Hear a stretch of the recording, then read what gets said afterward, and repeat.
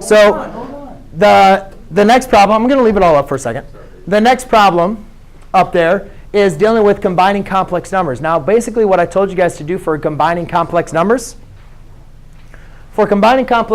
was you need to combine them just like, well, first of all, what we need to understand with complex numbers is what is a complex number? A complex number is a number that has a real part and an imaginary part. Oh, yeah, you're supposed to go on this one.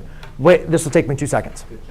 You have a real part and imaginary part. I think you guys can understand with me that it would make sense that to only add real numbers with real numbers, imaginary numbers with imaginary numbers, right? Yes. Thinking just about imaginary numbers can sometimes get confusing.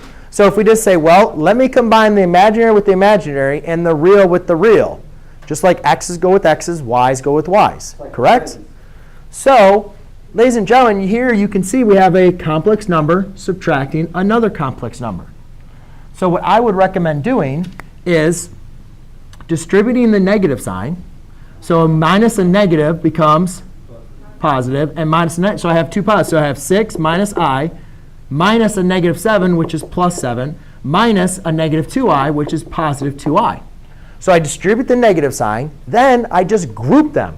And when you're grouping, you want to group them by like terms, but you want to group them together so that the real is next to the real, and the imaginary is next to the imaginary. Sorry, 2i. You guys see that? Did those two negatives make a positive? See, that's a negative I, so you got to keep the signs the same. Now, what's 6 plus 7? 13. What's negative I plus I? 2i. So it's 13 plus I. Done.